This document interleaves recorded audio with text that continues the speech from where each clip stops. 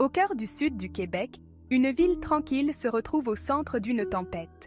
Blainville, connue pour ses espaces verts et son ambiance familiale, est maintenant aux prises avec les conséquences d'une décision controversée: l'expansion forcée du site d'enfouissement Stablex.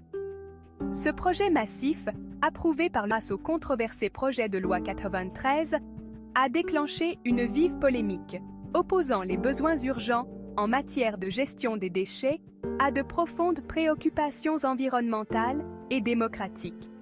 Le cœur du problème réside dans l'affirmation du gouvernement selon laquelle l'agrandissement de Stablex, un site d'enfouissement de déchets dangereux appartenant à une entreprise américaine, est essentiel pour éviter une crise de la gestion des déchets.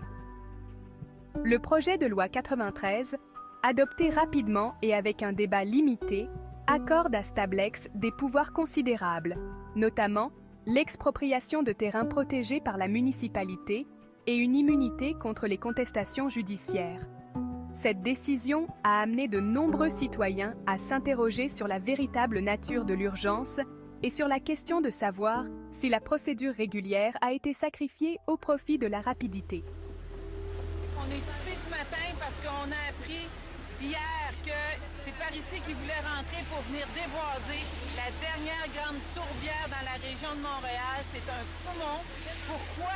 Pour Stablex. Stablex, c'est une multinationale américaine qui importe des déchets toxiques à peu près pour 50% des États-Unis.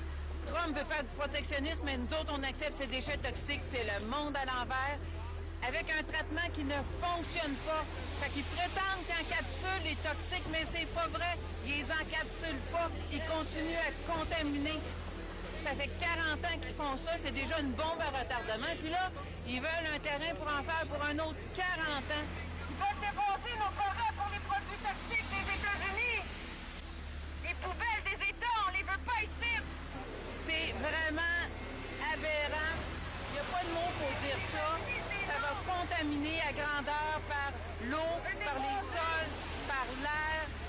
Vous ayez écouté là, sur Netflix, Toxic Town, tout ce qui charroyait, c'est des places comme ici qui viennent porter ça.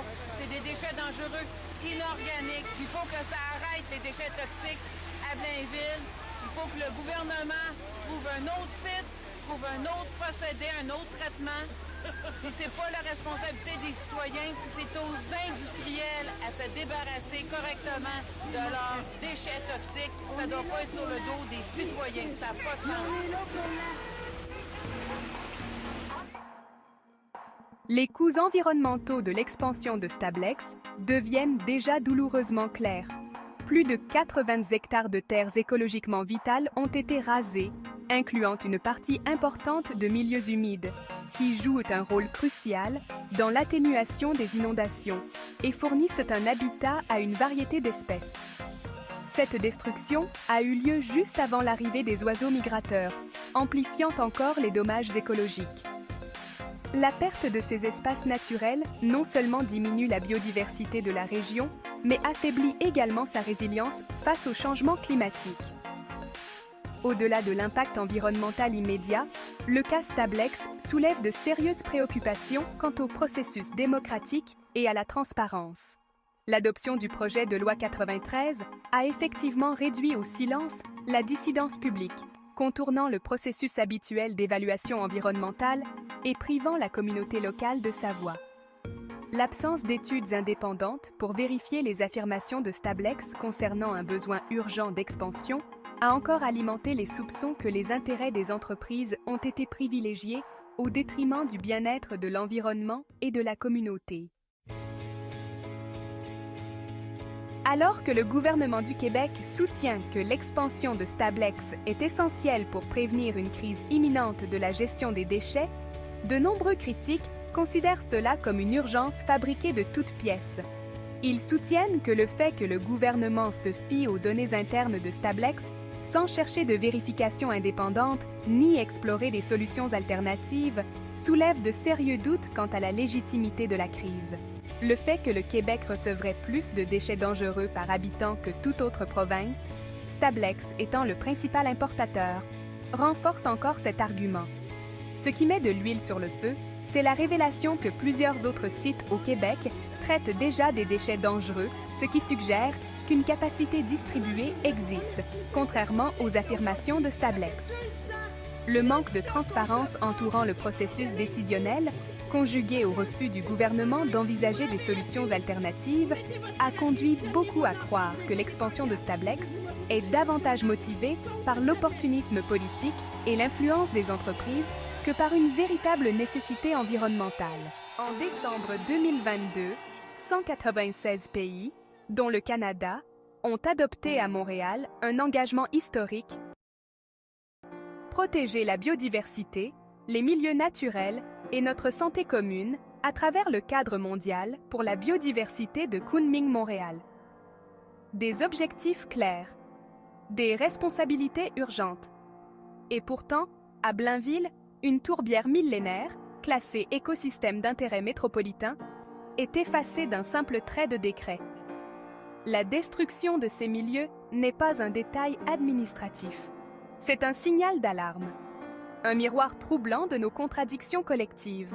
Les tourbières, comme la grande tourbière de Blainville, ne couvrent qu'une petite portion du territoire, mais leur capacité de stockage du carbone dépasse de loin leur superficie. La MRC de Thérèse de Blainville, qui comprend Blainville et les municipalités avoisinantes, s'étend sur environ 207 km². La grande tourbière de Blainville en occupe environ 6,2 km, soit 622 hectares, à peine 3% du territoire régional. Mais voici la force des tourbières. Bien qu'elles ne représentent que 3% des terres émergées à l'échelle mondiale, elles stockent 30% du carbone terrestre, soit 2 fois plus que toutes les forêts du monde réunies. Si l'on applique cette logique à notre région, ces 3% de territoire tourbeux pourraient stocker autant de carbone que les 97% restants réunis, voire davantage. Mais avant d'aller plus loin, prenons un moment pour comprendre ce que nous sommes en train de perdre. Qu'est-ce qu'un milieu humide? Qu'est-ce qu'une tourbière? Pourquoi ces espaces discrets, tissés de mousse, d'eau et de silence, sont-ils essentiels à notre avenir collectif? Dans le chapitre qui suit, nous plongeons au cœur de ces écosystèmes oubliés. Une zone humide, c'est très utile et plutôt malin. Ça stocke l'eau en hiver pour la restituer aux autres milieux pendant la saison sèche. Ça filtre l'eau pour la nettoyer de toute pollution. Ça régule le carbone de notre atmosphère et, surtout, ça abrite de nombreuses espèces. Pourtant, en France, les 2/3 des zones humides ont disparu en l'espace d'un siècle, nous faisant ainsi perdre un service gratuit et sacrément efficace. Parmi toutes les zones humides, l'une des plus rares et des plus fascinantes est probablement la tourbière. Une tourbière se crée à partir de matières organiques non décomposées qui s'accumulent dans un point d'eau. On la reconnaît aisément par la présence d'une plante, la sphaigne. Cette petite mousse joue un rôle déterminant dans la formation des tourbières. La structure de ces cellules lui permet de stocker jusqu'à 30 fois son poids en eau, transformant ce milieu en véritable éponge. Elle libère également des substances acides et crée ainsi une sélection féroce parmi les plantes. Certaines ont mis des millions d'années pour s'adapter et survivre dans la tourbière, au point d'adopter des méthodes plutôt barbares. Le cas Stablex nous rappelle brutalement le délicat équilibre qui doit être trouvé entre la réponse aux besoins urgents et le respect des principes fondamentaux en matière d'environnement et de démocratie. La décision du gouvernement du Québec de privilégier des solutions immédiates de gestion des déchets à la durabilité environnementale à long terme et au bien-être de la communauté a créé un précédent dangereux qui pourrait avoir des conséquences considérables. Alors que la bataille juridique concernant l'expansion de Stablex se poursuit, avec la possibilité que la Cour suprême du Canada se prononce, le pays retient son souffle. Cette affaire pourrait redéfinir les limites du pouvoir provincial, notamment en ce qui concerne l'expropriation de terres protégées au profit d'entreprises privées. Plus important encore, elle nous oblige à nous confronter à une question fondamentale. Pouvons-nous, en tant que société, concilier notre désir de progrès avec notre responsabilité de protéger l'environnement et de défendre les valeurs démocratiques? La réponse, comme le cas Stablex l'illustre si clairement, est loin d'être simple, mais il est essentiel de la trouver pour l'avenir du Canada.